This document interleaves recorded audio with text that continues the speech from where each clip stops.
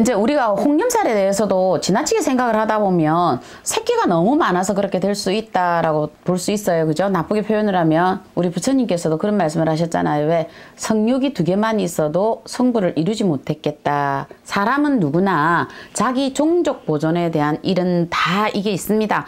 단지 그 기운이 내가 사람으로서 옷을 입고 있는 사람으로서 두 발을 디디고 있는 사람으로서 내가 어느 정도의 자제를 하느냐에 따라 달린 거예요.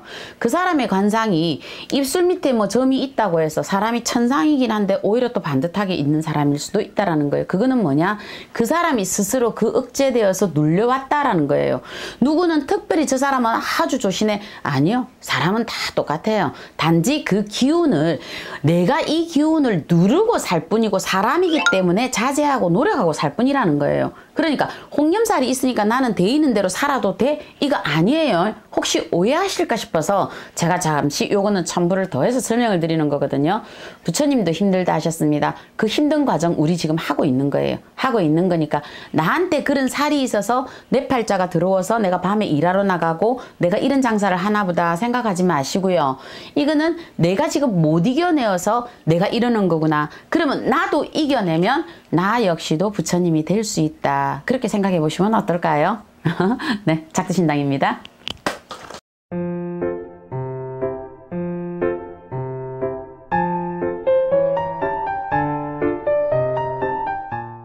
홍염살은 어느 부분을 홍염이라고 표현을 하냐면 도화가 있는 사람들은 자기의 어떤 매력의 발산들을 가치 있게 좀 가려고 그래요. 우리가 보면 그래서 그때도 얘기했죠. 복숭아 나무는 살찔 때 쓰는 귀한 나무였다고요. 그러면 그래서 우리가 천상의 복숭아라 그러잖아요.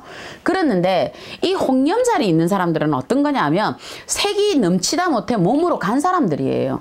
외국으로 치면 프로노 배우들이라 보시면 돼요. 그거를 홍염살이라고 합니다. 그래서 저는 홍염살은 크게 좋다라고는 안 보거든요. 간혹 우리가 야간업소를 이렇게 다니시는 분이라든지 이런 양반들 보면 홍염, 몸으로 자꾸 이거를 좀 가시는 양반들 있잖아요. 여름 되면 왜 옷을 입어도 좀 실루엣이 아니라 다 드러내 놓으시는 분들, 약간 천한 이런 상을 가지고 우리가 홍염살이라고 보거든요.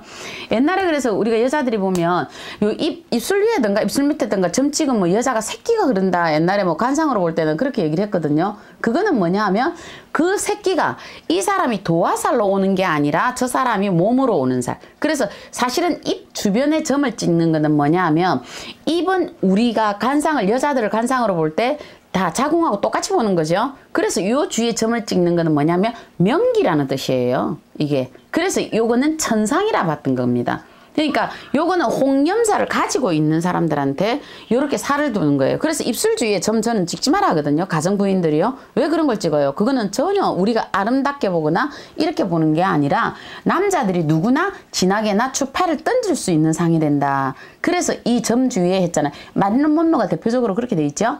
그러니까 본인들이 보셔서 홍염살은 그렇게 보시면 됩니다. 요걸 가진 사람들이 홍염살, 도화살을 가지고 있는 사람들은 자기의 이 도화살을 최대한 극대치로 정말 이쁘게 풀어가는 사람들이거든요.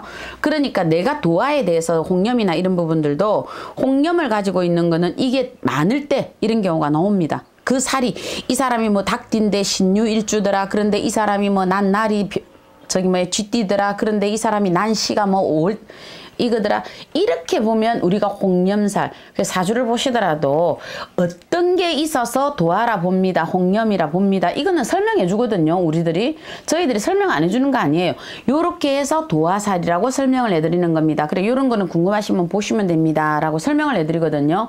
이렇게 봤을 때 합당하지. 그냥 무턱대고 사실은 이렇게 제가 이 유튜브 강의를 하지만 그냥 이거는 급급되게 본인들 다 못 알아들을 수 있어요. 그래서 내가 도화가 있나 없나 요거는 어떻게 하시느냐. 아 내가 남자들 보면 살짝 눈웃음을 친다. 이거 내가 홍염살이 있구나. 남자들이 보는데 남자들이 나에게 시선을 준다. 내가 도화살이 있구나. 그냥 간단하게 이렇게 구분하세요.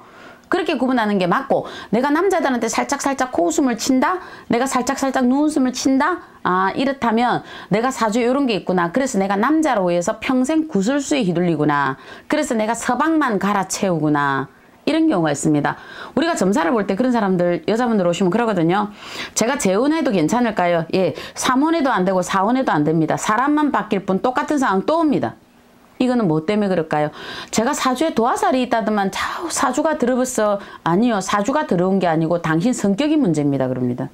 사주에 도화살 없어요. 누가 도화살 있대요. 이러거든요. 그거는 당신이 몇 번 재가고 상가고 해서 안 되는 이유는 뭐냐면 당신의 성격이 유유부단하여서 내가 이 선을 짓지 못하기 때문에 이런 경우가 생기는 겁니다. 이거 도화살하고 아무 상관없어요. 이러거든요.